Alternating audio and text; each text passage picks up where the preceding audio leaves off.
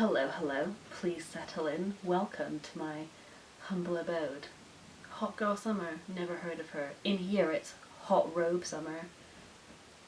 Look at that go. I really do feel like I'm in an Agatha Christie novel and it's like storming outside and I open my door just in my robe and I'm like, what's happened? And it's a policeman. He's like, ma'am, there's been a murder. Lightning goes and I'm in my robe. Spoiler, it was me. I'm the murderer. I killed my husband. He was having an affair with the maid. Anyway, hello everybody. I'm here to bring you my What I Read in June, or my June wrap-up as the kids call it. And I'm not going to apologise. I've gotten into a bit of a pattern of apologising on my channel, but I'm not going to do that anymore because who do I do this for? Nobody. It's just chill. It's just for me to log my progress. Doesn't matter. So, I read 4 books in June. Let's talk about them. The first book that I read in June was this huge chunk. I'm gonna say actually it's the first book that I finished in June. I did not start and finish this in June. I started this in May and it was a long project, and it was Plain Bad Heroines by Emily M. Danforth. And as you will probably know by now, I read this for our Briar book club. It was our May then June book. We had to postpone a month. And by the time you're watching this video, our discussion will be up and hopefully we said some really interesting things and a really good deep dive into the plot of this novel, so I shouldn't have to do too much talking about it now. But in case you haven't watched that or you haven't watched it yet, go watch it. I can tell you now that Plain Bad Heroines is a dual perspective novel. One part of the novel takes place in 1900 at a boarding school in Rhode Island, and this is a boarding school where some spooky things start happening, and very early on in the term when the sun is high, it's a hot Rhode Island summer, Clara goes to meet her girlfriend Flo, but unfortunately she steps on a yellow jacket nest and they both get engulfed by yellow jackets and they both die tragically on the grounds of the school, and mere months later another girl is found dead and all of the madness ensues. And then the other perspective in the novel is modern day, and we follow 2 actresses, a writer and a director, as they are trying to make the film adaptation of the cursed story of Brookhaunts, the school where the girls died 100 years ago. So as I said when I hauled this had all of the elements to be like an all-time favourite for me. I love a girls' school, I love a creepy vibe, I love a horror movie, I love just movie making in general. The process of movie making, it really fascinates me because I want to be a film director one day. I went to film school to do just that, so this book had all of the elements there for me. Maybe I'm dumb, but I did finish this novel with quite a lot of unanswered questions, and I thought that for a book that is so long, 640-ish pages, I shouldn't really be coming away with more questions than I had going in. There is a section at the end which does sort of reveal a few things, but just not to a satisfying enough extent for me to really sort of feel like I knew what was going on. It really has this slow burn, this slow build all throughout the novel with the promise that you will get answers at the end, and I don't know if that quite happened. We didn't have that big Agatha Christie sort of moment where you get sat down in the drawing room and like Poirot tells you all the things that you missed and how it all happened. Obviously this is a very different type of genre piece, but that sort of payoff wasn't quite there for me, and you do feel like you've invested so much time. By the time you get to that ending, you can't help but feeling that it is a little bit underwhelming, a slight bit underwhelming. And I'm sure I've gone into it in more detail in the live show that I did with B. We had a lot of thoughts about this book, we have a lot to say about this book, so please go and check that out if you're interested in this, or if you've read it and you have similar thoughts and want to discuss, please go and watch that and leave the comments. But aside from that, the illustrations are absolutely stunning. There were sections of the novel that I absolutely loved. The writing is so atmospheric and really beautiful in places, and I could honestly see it in my head. For a book that was about a movie, it did a great job of really conveying what the visuals of the world is. I could literally see it as like Tumblr gift sets in my head. Like when a really aesthetic movie or show comes out and people just make constant gifs and screen grabs, like I could see in my head what those would be for this book if it was a movie, if that makes sense. But that was a really roundabout way of saying that the visual storytelling in here was great, and there are some really great horror sequences in here too. So I think I would recommend it despite my sort of sadness at the ending, but please do let me know if you've read this what you thought. I'd be very curious to know. The next book that I finished in the month was Again by E. Lockhart, and E. Lockhart is a like tried and tested author for me. I find her writing so compelling. I've really liked, if not loved, all of her other books that I've read, and I think I've read 6 of her other books. So this was number 7, and she's still up there as someone that I respect and would read anything from, honestly. So in this book we follow Adelaide Butchwald at the beginning of her summer, and I think it's what they call like kind of senior year. I think she's like 17 going on 18. She is quite young. I thought at first she was like university college age, but I think she's a little bit younger.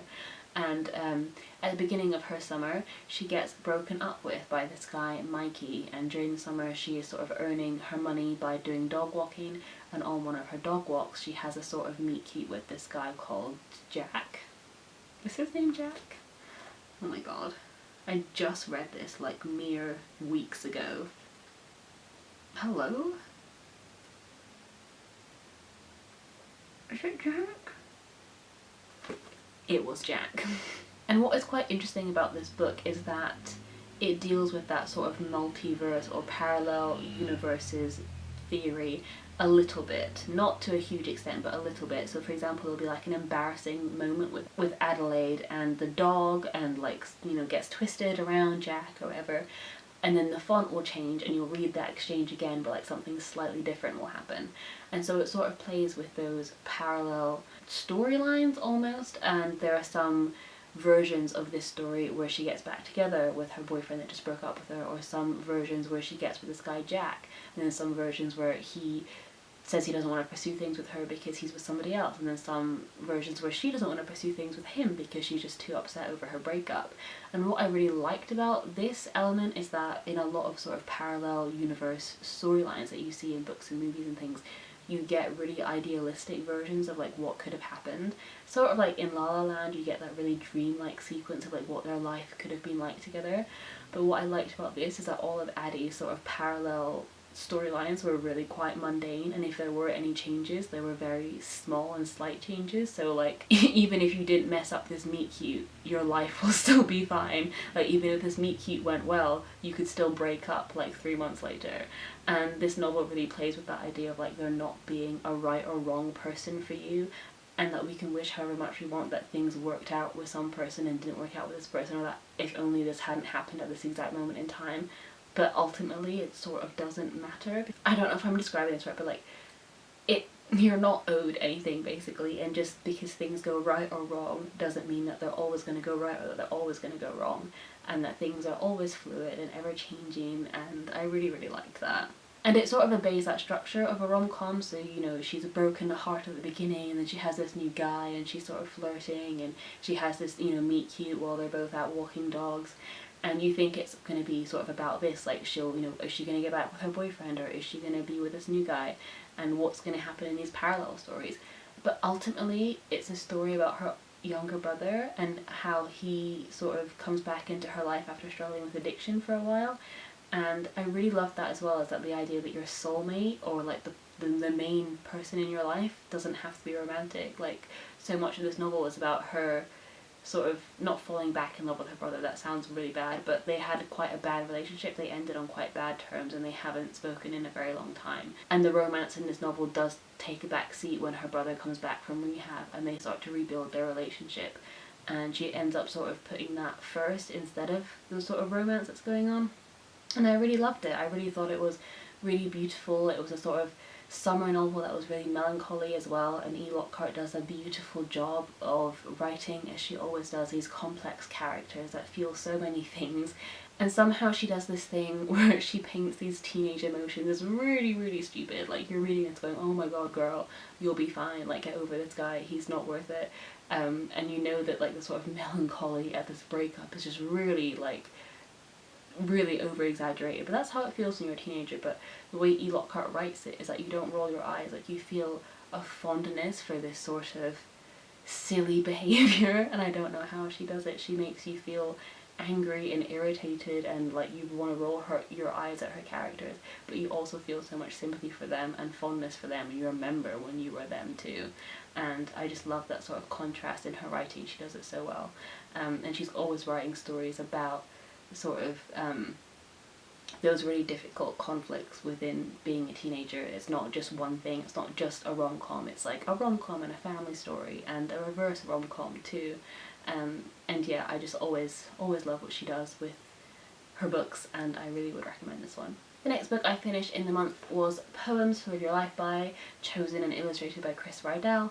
And if you've been on this channel for a while, you will know that I have the two other versions of this. So there's Poems to Fall in Love With and Poems to Save the World With. And I love both of those. I thought the illustrations were stunning and poems were great selection. I worried that because this was the first one that was published that the poem selection would be a little bit lackluster, because I thought the ones that came after had a few more like lesser known poets, because obviously like once you've done all the obvious ones you got to like find a few more people to like fill out the pages with.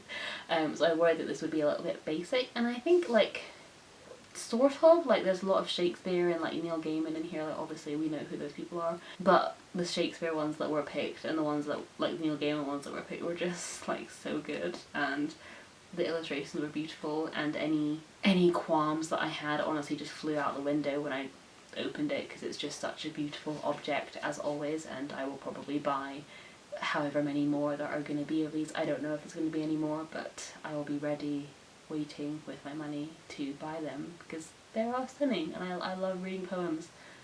Beautiful. And the last book that I read in June was Malibu Rising by Taylor Jenkins Reid. Now, you will have been living under a rock if you don't know that Taylor Jenkins Reid wrote The Seven Husbands of Evelyn Hugo and Daisy Jones and the Six, two books that I read and adored. I believe that Evelyn was a 5-star for me and Daisy Jones was a 4-star, although in retrospect probably a 5-star. I loved that book and it had staying power for me. So I love both of those. So you can imagine that I was very excited for Malibu Rising, and I'm not quite sure how I feel about it. I know that I enjoyed it. I sped through it quite quickly once I got into the rhythm of it. Taylor Jenkins Reid has that wonderful, compelling, hypnotic writing style that just will never fail to draw me in. But I can't deny that in the context of her other books, this did pale a little bit for me and was a little bit underwhelming. And I'm trying to pin down why that is. So at the beginning of Malibu Rising, we are told that Malibu burns, and obviously California is well known for its forest fires and wildfires and things like that. So on the first page of the novel, we are told that Malibu burns, and then one night in August 1983, Malibu burned. And on this particular night, the blaze was started at the end of a house party that was hosted by famous Nina Riva and her family. And then we sort of switch perspective, we go back in time and we begin the novel on the day of the party, the morning of the party. Nina wakes up in her house and she begins preparing for the evening of the party that we know from the introduction will end in flames. So we meet Nina, who's the hostess of the party, and we meet her two brothers and her younger sister, the Riva family, and then we find out that their dad was a very famous singer, Mick Riva, who also appears in Evelyn Hugo, and I believe is also cursory mentioned in Daisy Jones, but I can't be sure, so But Mick walked out on them all when they were fairly young, and they've had to sort of tough it out, and the novel sort of switches back and forth from the day of the party, Nina getting closer and closer to the beginning of the party, and, you know, learning about their family history. So we see them when they're kids, we see them with their mother, we see them when their dad leaves, we see their mother and father's romance play out and how that ends. And it's basically just a very detailed, intricate portrait of this one family as they grapple with grief and loss and fame, and the nature of fame, and just the struggle to survive when the odds are stacked against you and you can't rely on the people that are supposed to care about you. So Evelyn Hugo is obviously about Evelyn Hugo, who is a famed movie star. Daisy Jones, again, is about a band that breaks up when they're at the height of their fame. This is sort of like the third in an unofficial trilogy where Taylor Jenkins Reid is exploring the sort of darker nature of fame and what fame can do to a person and a family and their interpersonal relationships. And I love that theme. It really worked for me in her two other novels. And I'm trying to work out why it didn't quite work as well here, and I think maybe it's because it was a point of view spread across a family, whereas obviously Evelyn Hugo is a book about Evelyn Hugo. Daisy Jones and the Six is a book about primarily Daisy Jones. And I don't think that Nina came through as strongly as either of those women. She was definitely the sort of main character that we were seeing the novel through, and the one that I think we're supposed to feel most sorry for or most attached to, and I just don't think I felt that. I did feel a sort of distance from her, and maybe that's because we had page time focused on her family members, but I'm not quite sure. And I think because it spans quite a short time period, I mean obviously there are bits that go back in time where we see them as kids, but ultimately this is just taking place over one day, the morning of the party, preparing for the party itself, and then the very short aftermath of the party. And then we have flashbacks in between when they're growing up and all these things that happen, and all the things that have happened that have built tension between them. That's all gonna blow up at this one big party. And things do blow up at the party. Things come out, secrets come out, long grievances come out, revelations come out. A lot happens at this like explosive party, and there are a lot of sections where just like random people, random celebrities show up, and it sort of follows their shenanigans. It's very like, you know, drunk Hollywood, like cliche. People are doing drugs, people are like peeing on the artwork on the wall, like sort of these like riotous, raucous stories about like cocaine parties in Hollywood. It very much follows that, and it's about basically this family being torn apart and all of their secrets coming out of this one party. And that happened. You get that sort of cathartic, you know, release at the end. You've been building to it the whole novel. But then what next? I mean, I just feel like things came out, but not in a sort of surprising way. I feel like the way it wrapped up was just quite, I don't want to say predictable, because obviously this isn't a suspense novel. It's not like a whodunit. You don't have to like guess anything by the end. But it just didn't surprise me. There are moments in Evelyn Hugo where I was shocked or surprised. I hate to keep comparing it because obviously it's the same author, so I can compare it, but I know it's a different book and I should try and read it on its own. But with Evelyn Hugo or Daisy Jones, there were moments of sort of surprise, or I didn't see where it was going, or there was some sort of revelation that I just didn't see coming, or some character development or character moment that I didn't see coming. And there just wasn't one here, really. So yeah, I am a little bit conflicted. I did really enjoy it in the moment, and I really enjoy the writing style, and I definitely will read anything that Taylor Jenkins Reid writes ever. But it's something that I'm gonna have to percolate on and I think about for a while and just see if it has like staying power for me the way that, you know, Daisy and Evelyn did, and maybe I'll come back to this and have a different reaction. I don't know. But please let me know if you've read this, because I am interested to know on people's thoughts on this one, because I think it could be one that is a little bit, I don't want to say divisive, but just sort of underwhelming for some people if you are coming into this as a fan of her other work. So yeah, those are all the books that I read in June, and like pretty good reading month. There wasn't anything that I hated, and I enjoyed most of them to varying degrees, so I would say that's a pretty successful month, and I'm so ready for July, because if you've forgotten, it's okay if you have, I'm doing a Vampire Academy read-along with Shannon from 155 Books, where we're going to be reading books 1 to 6 in the Vampire Academy series, all of the books, in the month of July. I'm a little bit nervous because, as I said in my video where I announced it, for the last few months my wrap-ups have been consisting of like 3 or 4 books, and obviously Vampire Academy is a 6-book series, so it might be a little bit of a stretch, but I'm hoping because they're rereads, because it's YA, because it's juicy drama, I might speed through them and keep up with the read along. So please do join us if that sounds something that you want to join in with. We'd love to have everyone on board. And yeah, thank you so much for watching this video. Let me know if you're taking part in the read along. Let me know any of your thoughts on any of these. I would love to hear them, and I will see you soon with another video soon. Bye.